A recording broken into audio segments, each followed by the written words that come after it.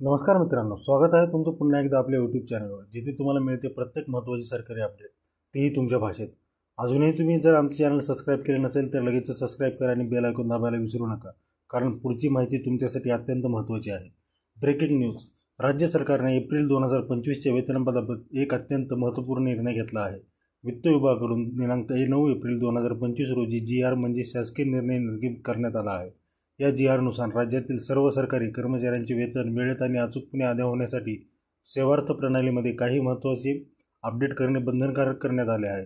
नेमके काय अपडेट करावे लागणार आहे? चक्क 7 महत्त्वाच्या बाबी प्रत्येक कर्मचाऱ्यांच्या सेवार्थ प्रणालीमध्ये अद्ययावत करणे अनिवार्य करण्यात आले आहे. यामध्ये कर्मचाऱ्यांची सेवा माहिती, पदोन्नतीबद्दल, रजा व अनुपस्थिती, बँक तपशील, PF, GFची माहिती, नियुक्त स्थलांतरण तपशील आणि इतर अनेक महत्त्वाच्या बाबींचा समावेश आहे. जर ही माहिती वेळेत अपडेट झाली नाही तर संबंधित कर्मचाऱ्याचे वेतन अडवले जाऊ शकते, अशी स्पष्ट सूचना दिली आहे.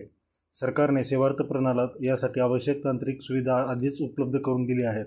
आता केवळ सर्व आहरण व संवितरण अधिकारी यांची जबाबदारी आहे की ही माहिती वेळेत अपडेट करून द्यावी लागेल. लक्षात ठेवा, हे सर्व अपडेट्स एप्रिल 2025चे वेतन तयार होण्याआधीच पूर्ण व्हायला हवे.